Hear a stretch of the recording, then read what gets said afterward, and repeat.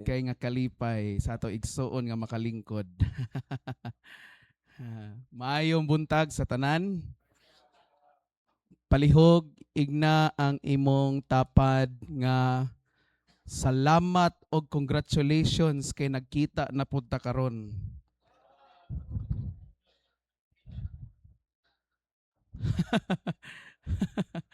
Okay?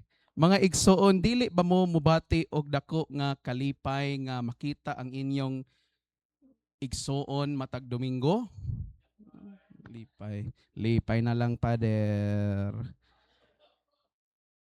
Pero kung naapatoy pangaligo, walay kalipay. Nanata sa ika-20 nga Domingo sa ordinaryong panahon og ang atong tema karon nag-ingon gipadala kita aron sa pagmantala sa dili mapakyas nga kaluoy sa Ginoo ngadto sa tanang katawhan. Niadtong miaging Domingo ang atong ebanghelyo naghisgot kini mahitungod sa usa ka pagtuo nga masaligon.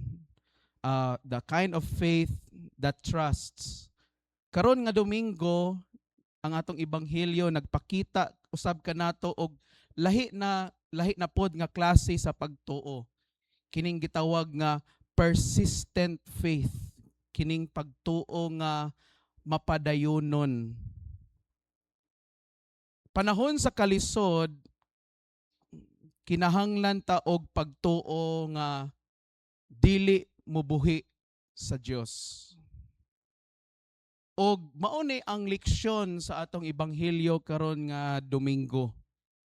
Adunay usa ka babay nga taga Kanaan nga adunay bug-at nga problema tungod kay ang iyang anak nga babayi na possess man sa yawa, no? Og nasayod kita nga ang mga ginikanan ilabi na gyud ang mga inahan dili na sila gusto makita ang ilang anak nga mag-antos. In fact, kung nag-antos ang ilang anak, mas doble or triple or dili nimo masukod ang kasakit nga ilang bation nga makita ang ilang anak nga nag-antos. O gustohon pa man gani nila nga akoon na lang ang maong pag-antos kaysa ang ilang mga anak mo ay mag-antos. O kining inahan sa atong ebanghelyo nangayo og tabang kang Ginoong Hesus og niingon siya, Lord, Son of David, have mercy on me. Ginoo nga anak ni David, kaluy-i in taon ako. Pero unsa may nahitabo og kung pamation nato ang ebanghelyo bisan kita makurat ta sa response ni Ginoong Hesukristo. Kay wala siya response sa maong pagpakitabang. Wala siya mutingog. Jesus was silent. Og kining dili ta tingugan kung mga tagtabang mas sakit pa ni kaysa kanang balibaran ta. Kana ba ignon ta nga dili lang kumutabang madawat pa na nimo. Pero kana nangay kag tabang unya wa ka balibaliha. Way tubag nga imong nadawat. Mas sakit, di ba? Silence, no? And sometimes the silence of God can hurt even more than a refusal. Kita mga Kristohanon usay when we feel nga ang Ginoo nagpakahilom lang sa atong mga pagpakitabang diya kaniya. Masakitan pud ta man na dagan mga Kristohanon magmahay-mahay sa Ginoo. Wala man nagbali-bali ang Ginoo sa akong giampo. No? Natutulog man ang Dios. Naba po'y natulog diri karon? Wala de. Klaro wala gyud. Og dagan nato ang nakasinati niini. Magampo ta kanang natay iampo sa Ginoo pero paminaw nato marag wala may nahitabo sa ato pagampo. Pangayoon nato sa Ginoo nga iyang ayuhon ang atong mga loved ones pero sige pa man gihapon kasakit. Mga ginikanan, nag-ampo mo para sa inyong mga anak, pero sa sige ni nag-ampo sa inyo sa inyong mga anak murag ni samot namin sila palayo sa Ginoo. Ang inyong giampo sa Ginoo nga mapaduol sila sa Ginoo na ang inyong nakakita noon kay na nagpasamot naman ni akong anak. Nibadlongon namin noon ni nagpalayo samot sa Ginoo. Ampo ta nga adunay kalinaw diha sa atong pamilya pero sige lang gyapon kagubot. Nagampo ta nga mausab ang atong nasod pero nisamot hinoon ang kagubot sa atong nasod. Mao nang mangutana dayon ta sa Ginoo, Lord, namati ba ka? Lord, are you listening? Og kining babayi nga taga-Kanaan sa atong ebanghelyo, aduna kini leksyon nga atong makuha dinhi. The silence of God does not mean that God is absent. Dili buot pasabot nga nagpakahilom ang Dios, walay Dios. Okay, again, the silence of God does not mean that God is absent. Wala man siya tubaga sa Ginoo. Wala nagbali-bali ang Ginoo. Padayon lang siya. Padayon na baklay ang Ginoo. Pero ang maong babayi, wala siya muundang. Wala siya mibiya. Wa sa nagmaymay. Nabiro man ka dayon. Lakaw na lang ko. No? Instead, samot hinuon siya nga nagpaduol kang Hesus. Og miluhod siya sa Ginoo og niingon siya, Lord, help me, Ginoo, tabangi ko. Di ba? Pagkanindot sa iyang pagampo, dili taas kaayo. Simple ra kay pagampo sa babae, Ginoo, tabangi ko. Wala na mga bulak-bulak pa nga mga pinulungan nga gigamit para mapansin siya sa Ginoo. Very simple, direct to the point, Lord, help me. Og wa gyud siya muundang. Og bisan pa man gani, gisulayan pa siya ni Ginoong Hesukristo. Gisulayan ang iyang pasensya, gisulayan ang iyang pagtuo. Nagpabilin gihapon siya nga mapaobsanon og mapadayonon. She remained humble and persistent. Giignan siya sa Ginoo nga dili angayan nga ang mga iro, no, mukaon sa pagkaon sa mga bata nga para unta sa mga bata. Di ba? Gi-compare pa siya sa Ginoo sa iro. Pero unsa nagpaapekto ba siya? Sa okay sa iro, ni anak ba siya? Unsa iro? Bakit La. She remained humble. Kay ngano man naa siya'y panginahanglan. Kung pamation nato ni nga response ni Ginoong Hesukristo, atong hunaw-naon nga harsh man ang Ginoo nato No? Pero dili man na mao ang pasabot ni Kristo nga literal nga iyang gi-downgrade ang maong babayi, no? Kung atong sabton, ang Israel sila ang adunay gitawag nga covenant with God. Sila ang giisip nga mga anak sa Dios nga naay kasabutan diha kaniya. Kay kining babae dili man ni part sa Israel. She is a Gentile, an outsider, a foreigner. No? Pero imbes nga ma-offend og mulakaw na lang siya tungod sa gisulti ni Ginoong Hesukristo, she responded with humility and faith. Niingon siya nga, please Lord, bisan gani ang mga iro mukaon man sa mga mumho, ilalom sa lamisa sa ilang agalon. Okay? Og nalipay pag-ayo sa Ginoong Hesukristo tungod sa iyang dako nga pagtuo. Ingon siya, pagka dako sa imong pagtuo, kanang imong gipangayo matuman na og diha-diha dayon na ulian ang iyang anak. Ngano man nga dako kaayo ang pagtuo sa babae, unsa man nakapanindot niini? Dili tungod kay nasabtan niya ang tanan nga gipanghimo ni Ginoong Hesukristo, ang ilang encounter ni Ginoong Hesukristo. Kung dili tungod ni ana, no? Kay iyang nasabtan nga kinahanglan lang siya musalig kang Ginoong Kristo. Di ba mga igsoon, ingana man gyapon ta usahay. Di ba? Willing ta, andam ta, bahalag mga ulawan ta, bahalag unsa na ng atong itsura, basta lang pag naagan itay panginahanglan, makabot lang gid nato. Di ba? Ingana ang atong pagtuo baya usahay.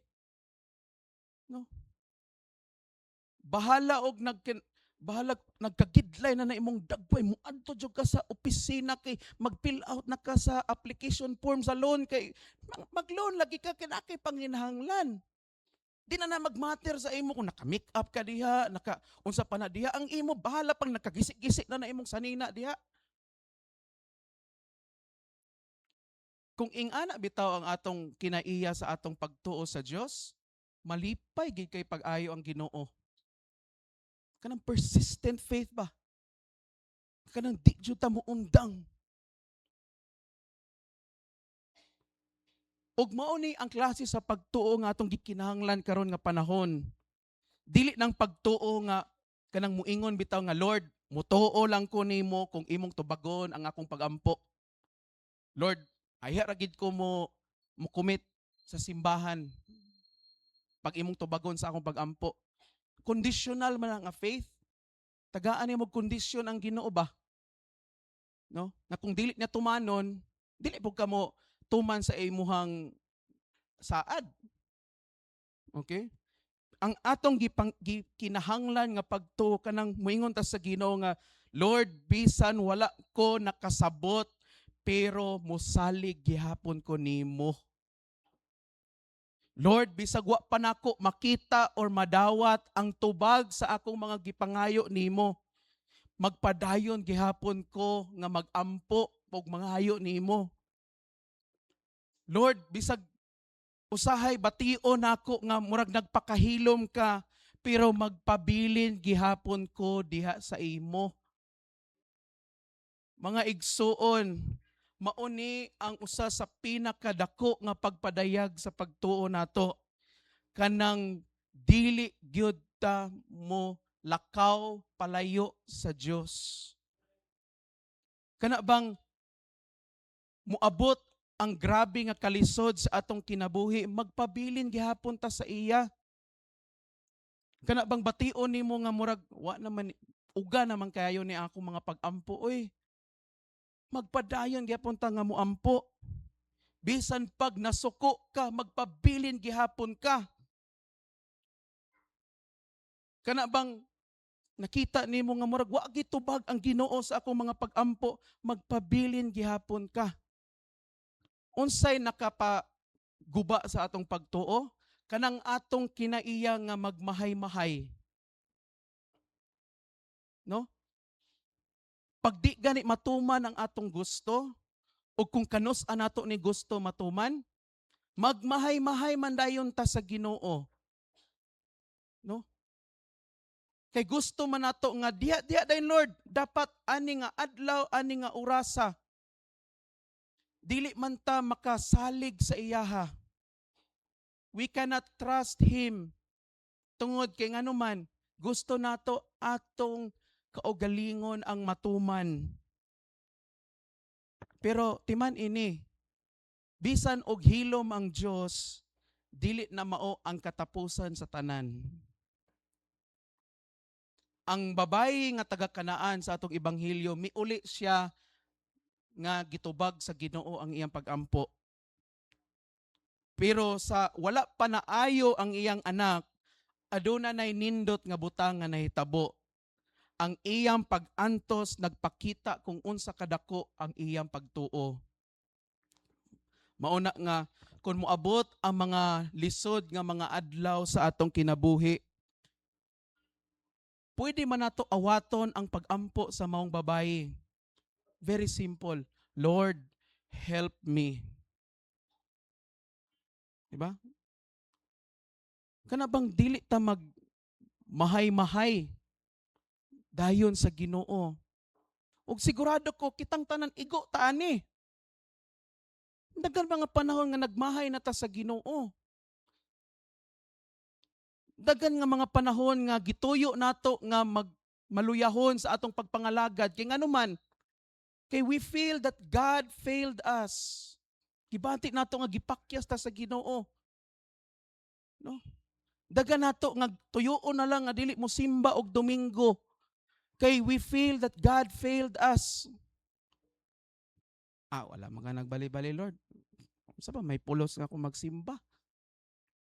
Wala man ta nagsimba para tubagon sa Ginoo atong pag-ampo. Mga igsuon, ang kamatuoran mauni, mutubag man gyud ang Ginoo sa atong mga pag-ampo, musimba ka man o dili. Mutubag siya. Kay matinud-anon man siya nga Dios. Ang question, ang dako nga pangutana is, asa man ang atong pagtuo? Where is our faith? Asa man atong pagtuo karon? Tanawa ang kahimtang sa atong nasod. And we are encouraged to pray for our nation. O gidasig ta kanunay nga magampo ta para sa atong nasod. Sige ampo. Tanawa atong nasod. Nausa ba? Siguro naa. Gagmay. Pero bisan pa man og kanang mga nangurakot, wa pa na nga priso, kinsa pa na diha. Does that mean nga muundang na ta nga muampo? Muundang na ta nga musalig nga muabot ang adlaw that God will do something about it? Kamong mga ginikanan, you always pray for your children. Especially katong mga anak ninyo nga mga badlungon, mga gayeg-ulo, nga napariwara gyud sa kinabuhi. Nagukod-gukod sa mga kalibutanon nga mga kalipay o uban pa. And then you pray for them day and night. Lord, have mercy. Kaluy ang akong anak, kaluy akong anak. Unya, tan-aw nimo nga grabe na mahinuon. Samot nga nagpalayo. Pangutana, muundang ba mo? Pag-ampo sa inyong mga anak. Usahay, frustrating kayo. No? Usahay, makaulit gyud, especially kanang tanaw nato nga grabe na natong paningkamot pero walay kausaban nga nahitabo. No? Ma-frustrate ta sa atong kaugalingon. Maka-question ta sa atong kaugalingon. Insakto pa ba ni akong gihimo? Nagsunod pa ba kus kabubuton sa Ginoo or kabubuton ba ka ni sa Ginoo ni? No? But whatever it is, no? Remember that we need to have a persistent faith. Nga kinahanglan magbaton ta og mapadayonon nga pagtuo. Kay pinaagi ni ana nga pagtuo, makita nato ang dili mapakyas nga kaluoy sa Ginoo. We will then see the unfailing mercy of God. Amen? Atong processional song agadina, great is thy faithfulness. Your mercies are new every morning. Ba? Ang kaluoy sa Ginoo bag-o matag adlaw. Dili tatagaan sa Ginoo og bahaw nga kaluoy. Always new, fresh.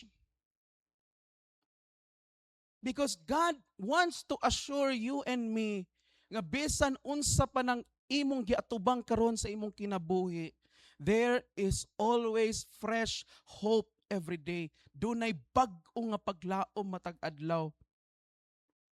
That hope is not the same yesterday. That hope is new every day. Ug maunay maglig-on nato. Maunay maglig-on nato nga mo atubang ta sa mga hagit sa kinabuhi. Great faith is not a faith that never struggles. Ang pagdako nga pagtuo dili po sabot nga pag kini ang klase sa pagtuo nga walay struggle. Great faith is faith that despite the struggles, it refuses to let go of God. Ang dako nga pagtuo mao na nga taliwala sa kalisod ug sa struggle kanang pagtuo nga dili mobuhi sa Dios. The question is, gibuhian ba ninyo ang Ginoo? How many of you here nga nakasinati og ingana wherein inyo na lang let go ang Ginoo, Lord? Wala man kay klaro. Di na ko nimo. Ba? But faith or persistent faith requires us not to let go of God. Di ta mo buhi sa Dios. Now, there's a story sa usa ka inahan nga aduna siya'y anak nga naginahinay og palayo sa iyahang pamilya og sa Ginoo. Niundang ang anak niundang na og simba og nabilong siya sa mga grupo or mga amigo nga dili makaayo sa iyaha. Og every time nga tambagan siya sa iyang inahan, masuko siya permi. Kay sige man siya batbatan sa iyang inahan, balik na sa Ginoo, balik na sa ministry. Samok ba na ministry? Ministry, samok. Di ko na. Do? Usa ka adlaw niya na ang anak ni kumpronta sa iyang mama. Niingon siya nga, ma, pag undang sige yaw-yaw sa akong dalunggan, bahin na ng pagbag-o na, pagbalik sa Ginoo, di na ko ganahag paminaw. Ug ang mama ni ingon, nasakitan ang mama. Pero giignan niya ang iyang anak, sige nak, muundang na ko, sige yaw-yaw sa imo, bahin sa Ginoo nga mobalik na ka sa iya, balik ka sa imong ministry ug uban pa. Pero dili ko muundang makig-istorya sa Ginoo bahin sa imo. Kada gabi before matulog ang mama, kanunay niyang i-mention sa iyang mga pag-ampo ang iyang anak. Usahay, mag-ampo siya uban ang paglaom. Usahay, mag-ampo siya uban ang mga luha sa iyang mata. Og most of the times, ang iya ra gyung masulti sa Ginoo nga, Ginoo, tabangi ang akong anak. Og milabay ang daghan nga mga tuig. Og naay mga adlaw nga makahuna-huna ang mama nga, namati ba ka tong Ginoo? Nangtod karon wa pa man, pila na makatuig nila. Pero sama sa babae nga taga Kanaan sa atong ebanghelyo, nagpadayon gyapon siya. Wala niya gitugot iyang kaugalingon nga muundang siya. Wa siya ni give up para sa iyang anak. Padayon siya nga nagsalig. Og pinakaimportante sa tanan, padayon niyang gihigugma ang iyang anak. Og niabot ang usa ka gabi human sa kadaghan sa katuigan nga nilabay, niuli ang iyang anak og niduol sa iyang mama. Og giigna niya iyang mama nga, ma, pwede nga ubanan ko nimo ugma magsimba ta. Og perting hilak gid sa mama. Og ang anak nga, ma, ngano hilak man ka? Og niingon ang mama sa iyang anak, kay karong gabi una akong napamatud-an nga naagi Dios nga namati sa akong mga pag-ampo. Mga kaigsuonan, usahay naay mga tao nga atong giampo sa atong kinabuhi. Whether atong anak, atong bana or asawa, atong parinti, atong mga higala, or natay mga pag-ampo sa atong kinabuhi nga dugay na gid kaayo. Pero pamati nato nga murag pakahilo man gid ang Ginoo . One thing I could tell you, ayaw give up. Do not give up. Ayaw mag-undang. Di man ninyo diha dayon makita ang pagpamuhat sa Ginoo sa taong inyong giampo or sa usa ka butang nga inyong gipangayo sa Ginoo. Di man mo makasabot nganong dugay kaayo mo tubag ang Ginoo. Pero continue to pray. Continue to trust God. Amen? Padayon sa pag-ampo. Padayon sa pagsalig sa Ginoo. Continue to hope. Continue to love. Padayon lang yun. Kay usahay mga igsuon, kung di naman nato makumbinsi ang mga tao nga atong dalon sila paduol sa Ginoo, but we can still bring them to God in our prayers. Madala gyapon nato sila sa Ginoo pinaagi sa atong mga pagampo.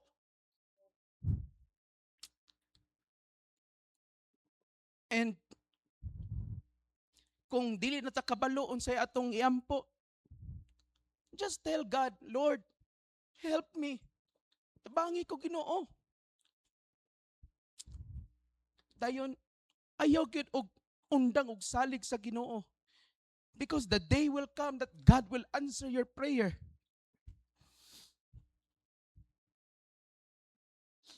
Kay usahay tan-aw nato nga murag hilom kayo ang Ginoo. Wala say gihimo, but God is doing something.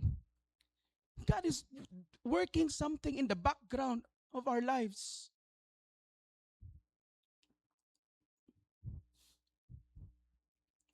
O God is continues to listen, God continues to love us, and God continues to work in our lives. Padayon nga nagapamuhat ang Ginoo sa atong kinabuhi. That is why never give up. Ayogin mo undang, never give up God. Sorry kayo. And never give up praying for the people you love. Hayog undang. Because God can still do great things. All you have to do is you need to have that faith. Diba? Nanglan mo baton ta anak nga pagtuo. A faith that refuses to let go of God. Nga Lord, balag unsa ning nasinati nako karon sa akong kinabuhi. Wa ko kasabot nga nung nagkaing-ani, matinud-anon manong takon nimo, nag-alagad ko sa imo, pero pupadayon gihapon ko nga musalig nimo. Because that's the best thing that you can do. Mao na ang pinakanindot nga butang nga imong mahimo. And you know what, mga igsoon? When you trust God, it will be the best decision nga imong buhaton sa imong kinabuhi. Kanang musalig ka sa Ginoo, mao na ang pinaka nindot nga desisyon nga imong buhaton gyud. Amen? It will really be the best. Og di gid ka magmahay. Di gid ka magmahay. Mao na nga karon nga Domingo, I encourage all of you, all of us to be exact, no? Ipakita inyong pagtuo sa Ginoo. A good parent would never give up on his child. Ang sa kamaayo nga ginikanan would never give up sa iyang anak. So how much more ang atong langit ng Amahan? He never gives up on us. Wala mo unda ang Ginoo sa ato bisag dagan nga mga panahon nga mga badlungon kita nga mga Kristohanon. Ug aminado kita ana. Dili ta matinud-anon sa iya. No? Wala ta naghigugma sa iya, wala ta naghigugma sa atong mga silingan, sa atong isig katawo. But God continues to love us. Mauna ang iyahang dili mapakyas nga kaluoy.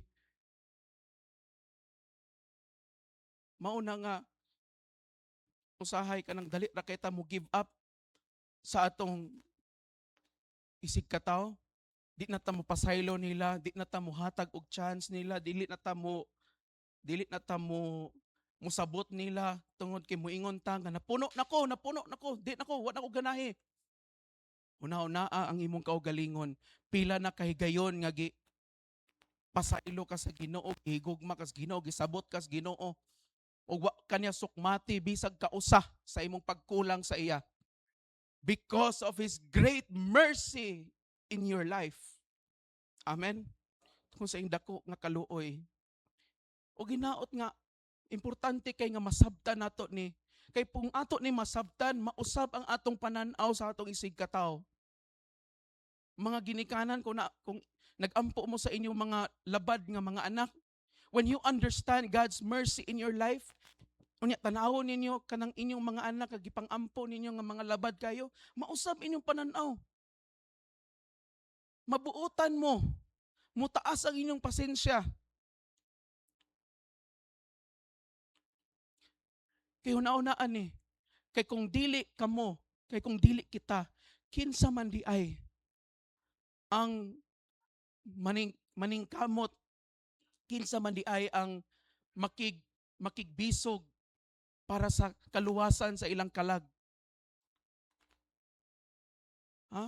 Mga gininganan, kung dili mo magampo para sa kaluwasan sa inyong mga anak, kinsa man day inyong gi-expect nga moampo sa ila? Ang simbahan? Kanunay man ang simbahan, pero first and foremost kamo gid dapat mag-una. Mao na nga, when you have time, no? You pray for your children, iampo sila. You have that authority tungod sa inyong pagaginikanan. You lay your hands upon them. Dili kinahanglan taas nga pag-ampo. Even a simple prayer nga, Lord, tabangi akong anak. Ana lang. No? Mga banaw asawa, you pray for each other. Yan pong usag-usa ninyo. Lord, tabangi akong bana. Lord, tabangi akong asawa. The church will always pray, no? But dili raman ang pagtuo sa simbahan ang gikinahanglan. Ang pagtuo sa matag usa kanato nga naa diri. So, tanawan ng mga lingkuranan na to, palihog, tanawa ato mga lingkuranan. Di ba dagan kay bakante? Nya kumuundang tag-ampo nga Lord, di na gini mapuno, mao ra gini among attendance, 200 ra gini Lord, pinakadagan na gid na. Gilimitahan atong Ginoo ana. Di man mo gusto nga di man ta magpadagan diri, pero ang ato ba nga dili ba mo gusto nga dagan pang mga kalag nga maluwas nga makaila sa Dios? Mao nang rason nga mapuno ta dinhi. Amen. Say selfish man gud ta, gusto na to kita-kita ra. Kontento na ta ani. So ayo magkakontento eh. Natay mga igsuon nga membro ani nga simbahan nga palong siga ang pagsimba. Usahay naa, usahay wala. Worse, wa gid diha. Ang uban dito na sa digalyo nimo makita. Reality na. Pero kung muundang tag-ampo kay magsige lang tagtan-aw sa kakulangon. Oh, wala na gid ni, wala na di na gid na sila mo balik kay. Na gid na. Dili oy. You have to persevere in prayer. You have to use your faith. Nga bisag dili pa karon. Nay kanta nga nag-ingon nga, even though I don't see you, but you're working. Bisag wate ka makita Ginoo, pero kay bawo ko nga nagapamuhat ka. Is that our faith?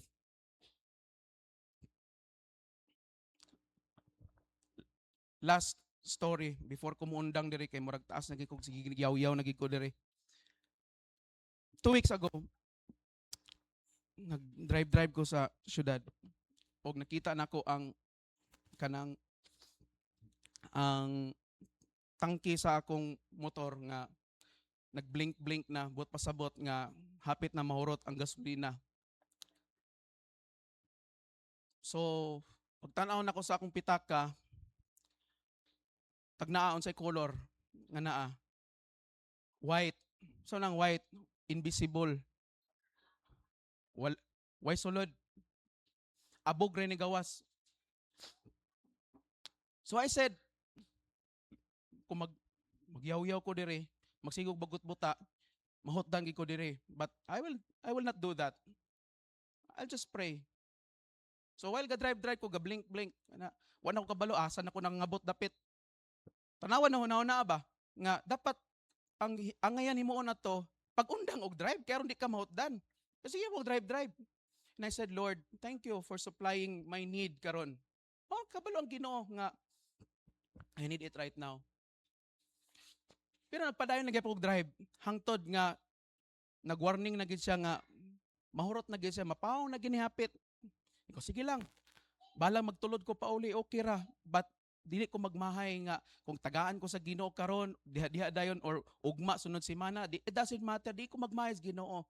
Because I believe nga He will provide for my need. Og sa sige na kong drive, na ini syagit babae. Pero di man sad buros pod. Si paangkon sa ako. No? Na syagit babae sa Father. Di nihunong ko.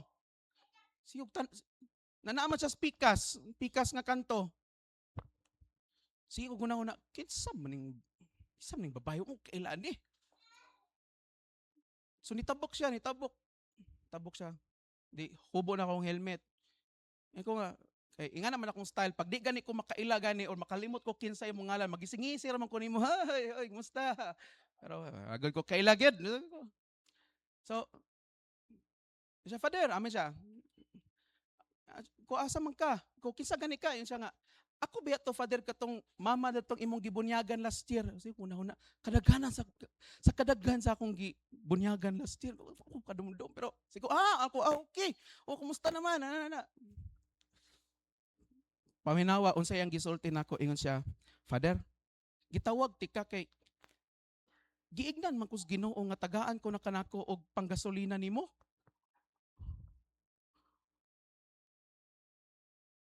Question mga igsoon, kinsay lain nakabalo nga mao ta kung panginahanglan ato nga time?